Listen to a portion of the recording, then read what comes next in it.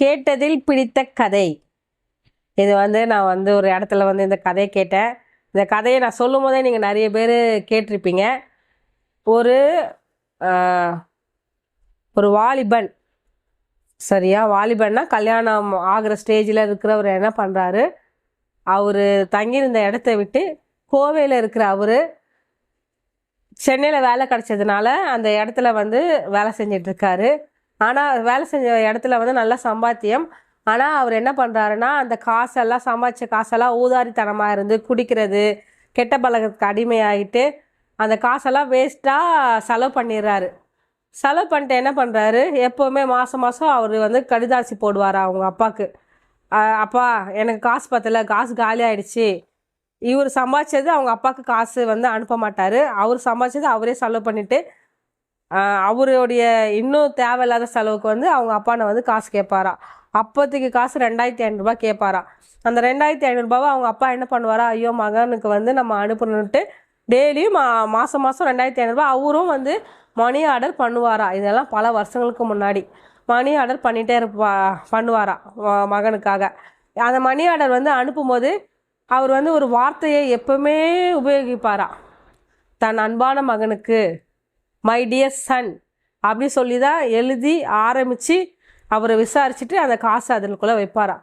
இதே மாதிரி தான் போயிட்டு இருந்துச்சு போல். ஒரு முறை அப்பாண்ட திரும்பி பணம் கேட்குறாரு. அப்பா பணம் அனுப்புகிறாரு. அந்த கடிதத்தை பார்த்தோடனே அவருக்கு ஒரு பெரிய அதிர்ச்சி. என்னடா இது, நம்ம அப்பா என்ன இப்படி எழுதியிருக்காரு அப்படின்ட்டு.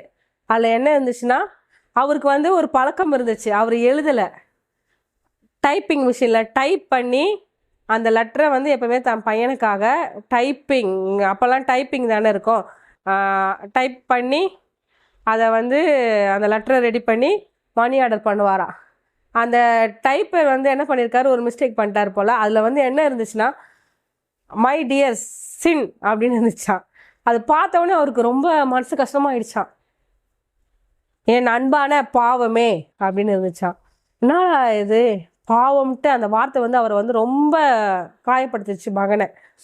உடனே அவர் என்ன பண்ணிட்டாரா, அந்த பணத்தையும் லெட்டரையும் சேர்த்து நம்ம அப்பாக்கே அனுப்பிச்சிடலான்ட்டு திரும்ப ரிட்டர்ன் போட்டிருக்காரு. இவ்வளோ நாள் புத்தி வராத பையனுக்கு மை டியர்சன் அப்படின்னு அந்த வார்த்தை கேட்டவுடனே கொஞ்சம் ரோசம் வந்துச்சு. அவருக்கு வருத்தமாயிடுச்சு, என்னடா இதுன்ட்டு. ஆனாலும் அவன் யோசிக்கிறானா, நம்ம அப்பா இப்படி தப்பு பண்ணியிருக்க மாட்டார். டைப் பண்ணும்போது பார்த்தீங்கன்னா ON ION கரெக்டாக ஏபிசிடி கரெக்டாக சொல்கிறேன்னா ION டைப்பிங்கில் நமக்கு லைனாக தான் இருக்கும். டைப் பண்ணுறவர் என்ன பண்ணிட்டாரு, ஐஎஸ் சேர்த்து அமிச்சதுனால வார்த்தை சின்ன வந்துடுச்சு. அதனால் டைப்பர் தான் மிஸ்டேக் பண்ணியிருப்பார். இருந்தாலும் எனக்கு இந்த வார்த்தை என்னை மனநோக அடிச்சிச்சின்னு சொல்லிட்டு ரிட்டர்ன் பண்ணிடுறார் மணி ஆர்டர். மணி ஆர்டர் அப்பா கையில் கிடச்ச உடனே அப்பா ஆஃபீஸில் இருக்கிற ஃபோனுக்கு டெலிகிராமில், அப்போது டெலிகிராம் தான் சொல்லுவாங்கல்லங்க, டெலிஃபோனுக்கு ஃபோன் அடித்து மகன்கிட்ட பேசுகிறாரு. என்னப்பா ஆயிடுச்சு, காசை நீ ரிட்டர்ன் பண்ணிட்டியே, எனக்கு மனசு கஷ்டமாக இருக்குது. இல்லை, அப்புறம் அவர் சொன்னாரா, நான் அப்படி டைப் பண்ண சொல்லலைப்பா, டைப் தவறாக டைப் பண்ணி அனுப்பிச்சிட்டாரு அப்படின்னு சொன்னாரா.